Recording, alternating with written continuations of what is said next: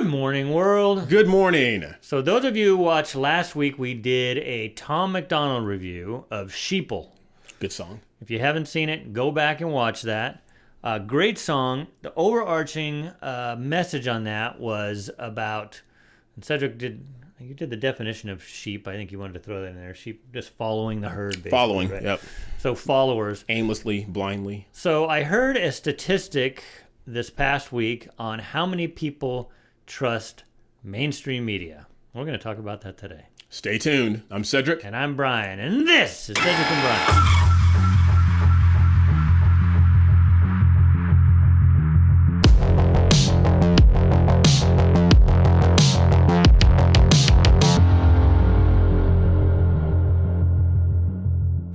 All right, guys, before we get started, we're going to keep doing this until November 1st because 2 more weeks, you guys. You got to deal with us for 2 more weeks. we are falling behind. At one point, you guys had us up to 3rd place. Now we're at like 18th. How am I supposed to drive this cool car right here if you guys don't help us out? And don't be a sheep and shave with Harry's. Break out from the pack and shave with... Oh, my goodness. I almost said it. Jeremy's razors. And you know what? Let's say you're like me and you don't need a razor.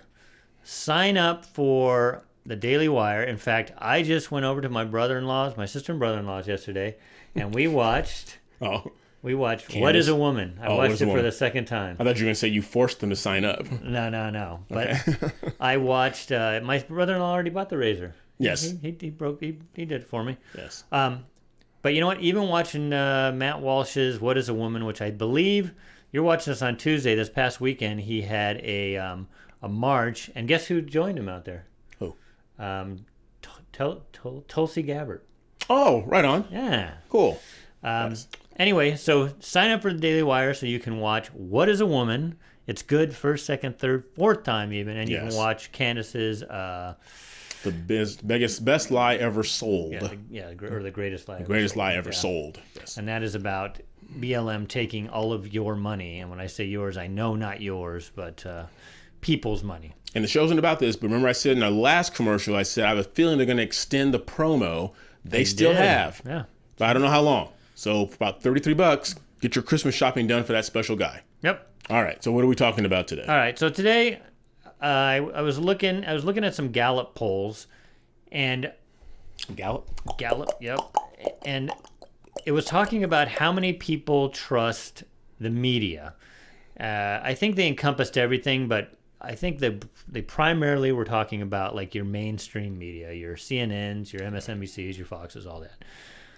So they said it's way down to only 34% trust the media, which I get. I mean, if you've been through BLM and you've been through COVID-19, I scratch my head and wonder how it's so high. Yeah, 34%. Voting irregularities.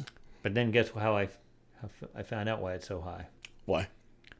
70% of Democrats still trust the media. And I think, I don't know if that's I don't know how deep you're going to go into this, but I think that's a thing that we have in us. It's like when you see it on TV, these people are supposed to be trusted professionals. Why wouldn't it be the truth? Well, only 14% of Republicans trust the media, and 27% of independents trust the media. So the reason I'm tying this into Tom MacDonald, Sheeple, is because that whole video, again, go watch it if you haven't watched it. Watch his original video, watch the whole thing through, and then watch our take on it. But it's about people just blindly trusting, blindly following. So sheep follow the herd. So they'll follow, there's been studies that will follow a sheep right off a cliff. They'll go right off the cliff. So why is it that 70% of Democrats, even with everything that's been going on with COVID, still trust the media? If you get vaccinated, your chance of ever spreading the infection to somebody else just drops off a cliff. Our data from the CDC today suggests, that vaccinated people do not carry the virus, don't get sick. Scientific evidence, experts say, proves fully vaccinated people are protected in 2 ways. Essentially, vaccines block you from getting and giving the virus. Okay, you're not going to get COVID if you have these vaccinations. The situation is so clear, the data affirm If you get vaccinated, you are protected. You don't have a risk, and that's the reason why we say it's as simple as black and white. You're vaccinated, you're safe. You're unvaccinated, you're at risk. Simple as that. Ability of individuals who are infected through breakthrough infections, namely vaccinated people who ultimately get infected. However, it is clear that they are capable of transmitting the infection to uninfected individuals. I had that argument with my mom, and I said, "Mom, it's a blatant lie." When Biden said that, and when Maddow said it, says, "Well, if you get the shot, there's no way in the world you can catch the virus." And my mom, being a diehard Democrat, she goes, "Well, I don't think it's a lie. I just think they didn't know what they didn't know until now." I said, "Well, Mom, the information was out there. It was shared by another group of people, but the information was out there." Well, I would say, and I would say maybe Rachel Maddow back in the beginning when we didn't know, maybe that's true, and your mom has a point. But they are still saying it today. In fact, in LA, where my sister has a job, they're saying that she still has to get the vaccine. So my question is, why?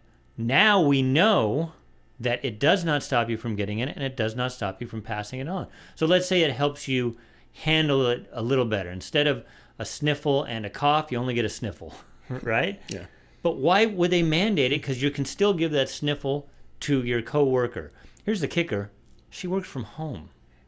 I couldn't understand that when we were talking about that. I was talking to my sister this morning. We went on a hike, and you guys aren't going to believe this. I know you're not going to believe it. She was talking to an individual the other day, and this person has the flu. I'm thinking, I thought that was eradicated, like polio or something like that. It's like, who has the flu? Yeah, people get the flu again. It's because, of course, they didn't have the flu in 2021. Everything is COVID. So I wanted to go on because I have a couple charts. So that was just a headline there. But here is over time. I'll bring it up for you back here. So this is from 1972 to 2022. Those are the trend lines of the blue, obviously, is the Democratic Party, the red is the Republican Party, and the gray is independents. There's also a trend line which shows that it has been going down over time in total. But look at that blue line. Look at that. What is that, about 2016? Yeah. I wonder what happened in 2016. All of a sudden, faith in mainstream media went up for Democrats. What happened in 2016? A voting, a change of the guard. But look at the polar opposite of the red line. So in that time, and that, honest to God, is when during that election of Donald Trump, is when I started hearing all of these things. Being, as you know, being from a Jewish side of the family, my mother's side of the family is Jewish, and I would hear these things about Trump being an anti-Semite. So guess what? I did my own research. Guess what I found out? What'd you find out? That his son-in-law is Jewish. His daughter converted to Judaism. Oh my goodness. So that was my aha moment. I guess my red pill moment, as you'd say. Yes. And I said, let me look into more things. Then I found out all the other lies that were happening. So at that point, that red line went down because my trust in media started to plummet as I did my own research. So, what happened to those Democrats? Did they just not do their research, or they just sheeple and they just followed the narrative of the mainstream media? Well, you know what I think that is, Brian? We talked about this in our last video. I've answered numerous comments about people regarding BLM.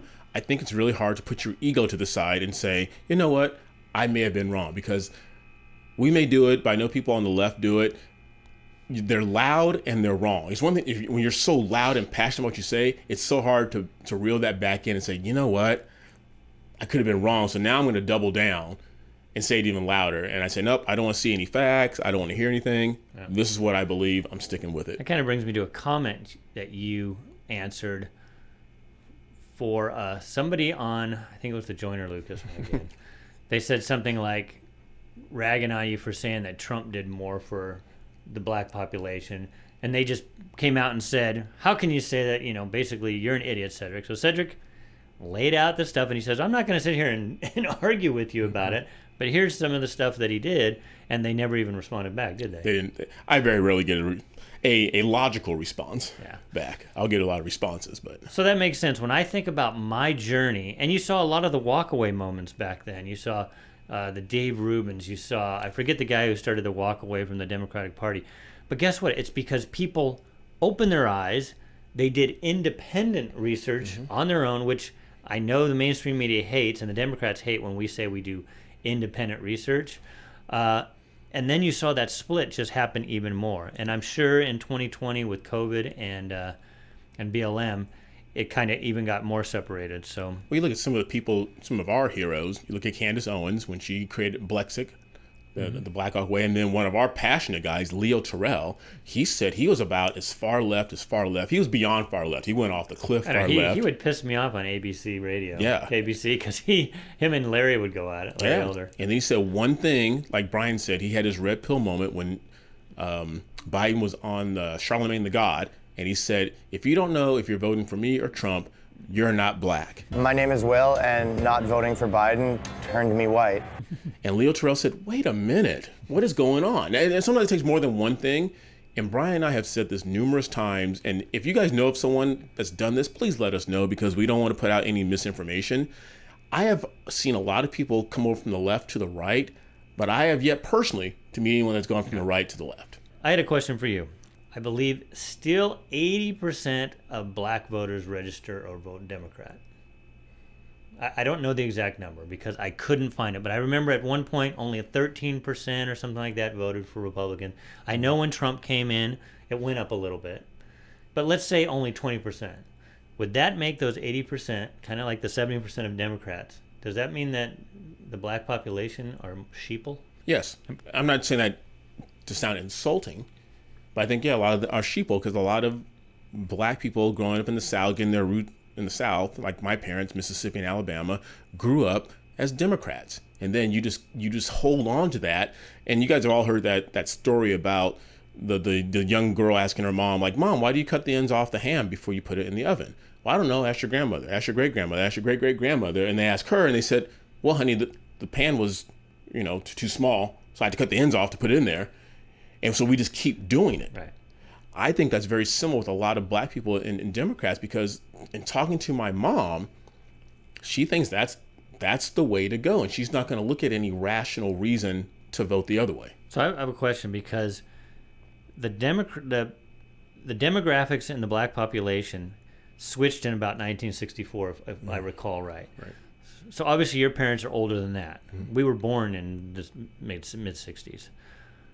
What did their family vote for? Because the Democrat Party was the party of the KKK in the South when your parents grew up. So have you ever asked them why they switched? It's a hard conversation to have. I mean, we all know the three taboo subjects: money, religion, and politics. So there's certain things that we just don't talk about. And I think it's just, and I hate to say it, Brian, it's just one of those things like they just accept it. And that's the way it's always been. And then there's always that fallacy of the party switch, which we know is a fallacy. Right. We know that Lincoln and then the Republicans, they freed the slaves. And how do you free the slaves with 13% of the population? There had to have been a lot of white people that had a big hand in doing that. Right. It's hard. I think the embarrassment of saying, you know what, maybe I was wrong all this time. I think it's more the embarrassment, because you get this. You get it if you want to come out of your box. You're called a coon. You're called a not really black. What are some of the other names? Uncle Tom, all this stuff. Sell out. And I think you have to be really brave. Yeah. Cedric, he didn't want to say this, but he did a comedy. He opened for a comedy thing. I use comedy lightly. Last week. And one of his jokes was that he was going to come out to his dad that he was a conservative, but he just couldn't do it. He looked in his dad's eyes and he said, "Dad, I'm gay." So, but it'd be easier for me to come out as gay. Yeah, so, come out, I'm not gay. But that's the funny thing, is that I think it's so hard, especially if let's say you're a young person, right, and you want to buck the trend. People just want to fit in. Mm-hmm. So we know this. Anybody who watches this knows that it takes bravery to do what he does on this platform, because he gets a lot of hate from people that are, as they say, his people. Yeah. And you always say, what is his people? Did you see the comment I answered today? I think it was another Joyner Lucas one, where the guy said, it was irritating to see me appease the guy on the right talking about you. Wow. And I said, well, that's, and I had a very long never comment. Appeases me. Yeah. And I said, well, what makes you think that the guy on the right isn't trying to appease me? Or better yet, what makes you think we're not both just free thinkers who come up with our own ideologies and thoughts? And here's the thing, Brian has said it before, we don't agree on everything.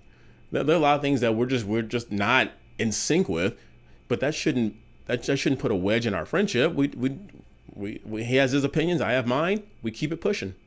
Yeah. He likes white girls, I like Latin girls, so. He is so anxious to put all my stuff out there for you people to laugh at and enjoy. Now they're going to say, well, that's why Cedric's the way he... I do not like white women. They like me.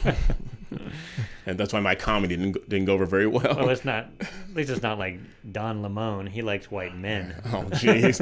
All right. But anyways, we're tying this in because I guess my overarching point is do your own research. We've got elections coming up.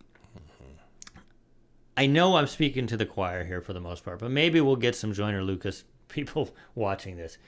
Do your own research. Look things up. Try to figure it out for yourself. Don't be a sheeple, as Tom McDonald said.